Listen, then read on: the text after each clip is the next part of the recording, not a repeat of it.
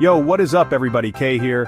We're about to dive deep into one of the most mysterious and talked about places on the planet, North Korea. It's like a real-life black box, shrouded in secrecy. But today, we're cracking it open. We're talking about the things you won't believe actually exist in North Korea, the kind of stuff that makes you question everything. So buckle up, because this is going to be a wild ride. Let's go! Alright, first up, hair. Seems simple enough, right? Not in North Korea. Imagine being told how to wear your hair, not by a stylist, but by the government. That's the reality for North Koreans. Unmarried women, short hair; married women, longer locks. And guys, forget about that man bun you've been rocking. North Korea has 28 state-approved hairstyles for men. It's a small detail, but it speaks volumes about the larger picture of life in this closed-off nation. Let's talk about the justice system. In North Korea, they take family responsibility to a whole new level.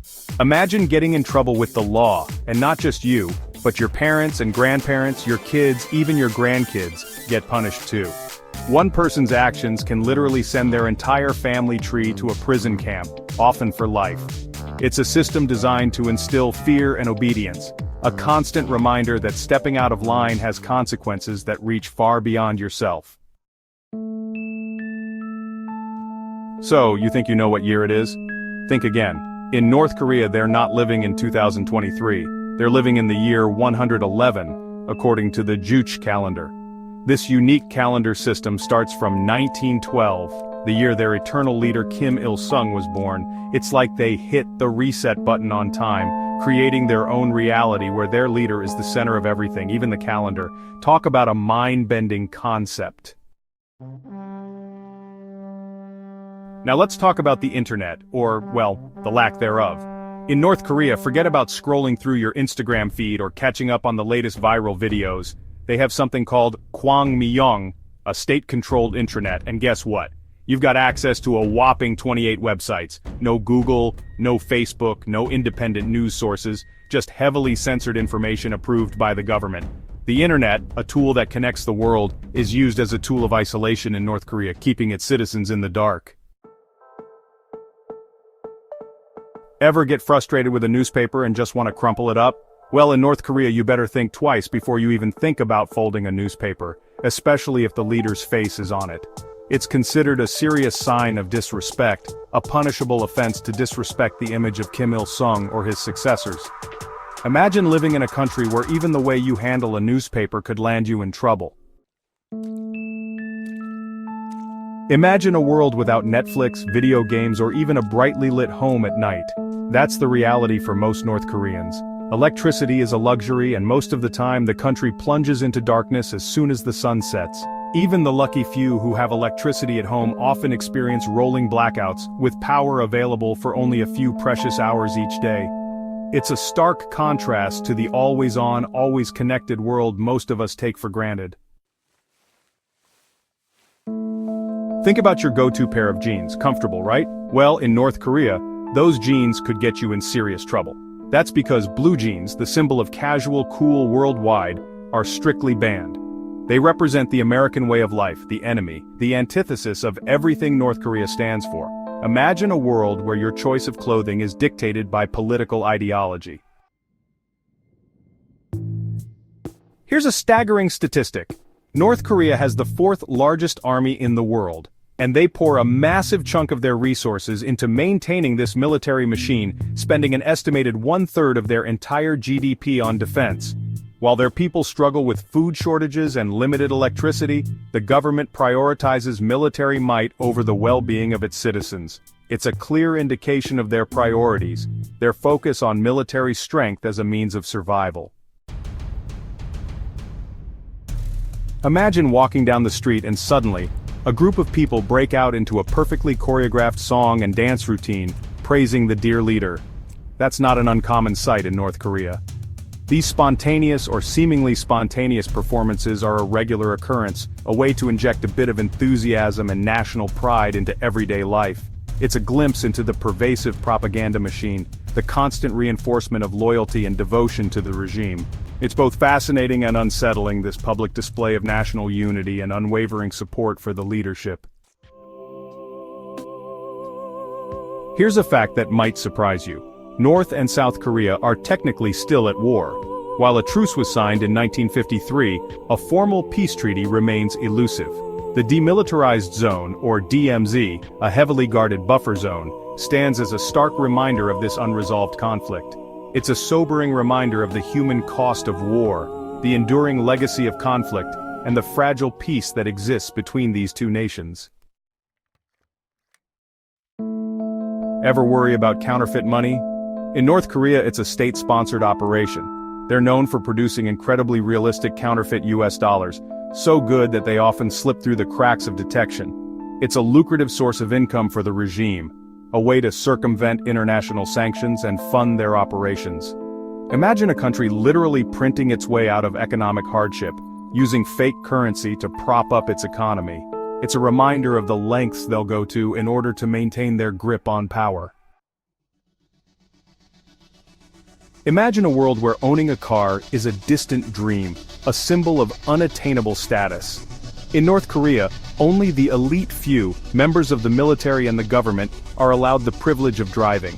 For the average citizen, cars are a rare sight, a luxury reserved for the privileged few. It's a stark visual reminder of the deep inequalities that permeate North Korean society. So you're a tourist in North Korea snapping photos of this unique and isolated nation. You want to capture the essence of the country, its people, its monuments.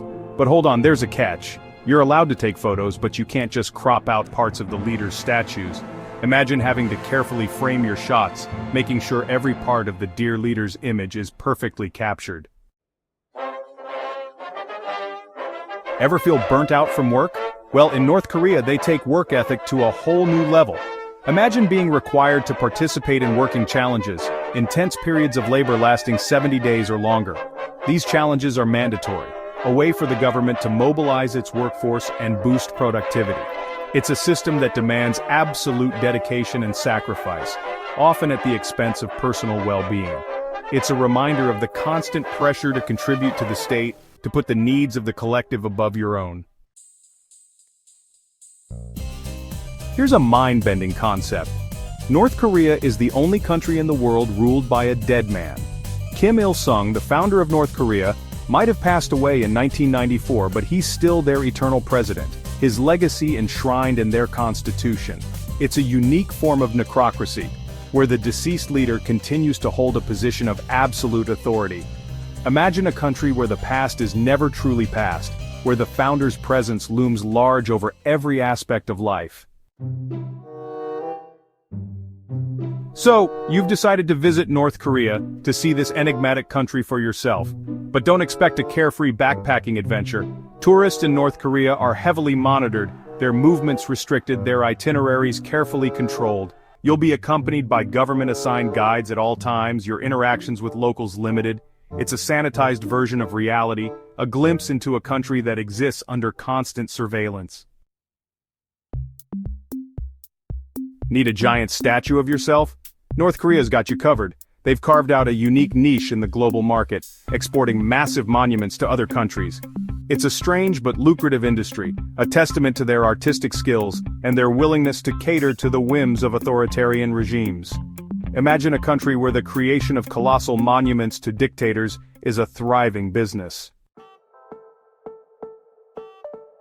In North Korea, freedom of religion is non-existent. Bibles are strictly banned, considered dangerous contraband, a threat to the state's ideology. It's a country where the worship of the Kim dynasty has replaced traditional faiths. Imagine a world where your beliefs are dictated by the state, where the simple act of possessing a religious text could land you in serious trouble. Forget about doctors, lawyers, or engineers. In North Korea, one of the most prestigious and sought-after professions is a traffic cop. That's right. Directing traffic in Pyongyang is a highly respected job, a symbol of authority and importance. It's a curious anomaly, a reflection of the unique social hierarchy in North Korea. Imagine a world where the person directing traffic wields a surprising amount of authority. Imagine a skyscraper towering over the city skyline, a symbol of ambition and progress. Now imagine that skyscraper standing empty, unfinished, abandoned. That's the story of the Ryugyong Hotel in Pyongyang, the tallest building in North Korea, a concrete behemoth that's become a symbol of broken promises.